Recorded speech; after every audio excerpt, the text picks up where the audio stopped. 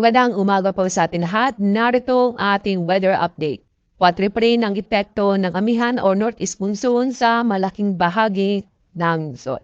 Yung pong trough ng low pressure area ay patuloy pa rin nakakapekto sa bahagi ng Mindanao. Pero itong trough ng low pressure area ay inaasa po natin na bibigay ito ng mga isolated na mga pagulan. Yung pong low pressure area, inyong makikita sa ating satellite, nasa labas pa rin po ng ating Philippine Area of Responsibility. Kasalukuyan, mababa ang tsansan na pumasok sa ating PAR. At sa lagay na panahon ngayong araw, bukod sa malamig na panahon inaasa po natin sa malaking bahagi ng Luzon, asahan pa rin ang mga isolated na mahihinang pagkulan sa Northern Luzon at sa Central Luzon.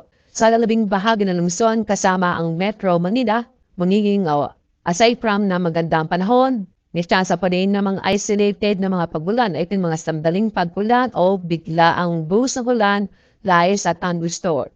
Sa Visayas at Mindanao, maganda at maliwas sa panahon o inasa po natin, maliban na po sa mga afternoon rain showers dahil sa mga localized thunderstorm. Ngayong araw, wala po tayong early warning, kaya safe naman pong pumalawat ating mga bayan sa buong kapuluan. Konting pag-ingat lang po dahil sa mga thunderstorm kadalasan sa hapon o gabi. At sa ating weather outlook mula Sabado hanggang Monday next week, patuloy pa rin ang epekto ang amihan o northeast monsoon sa malaking bahagi ng Luzon. Kaya yung makikita, isolated na may napagbulang inaasa po natin sa Metro Manila, Baguio City at sa Legazpi City.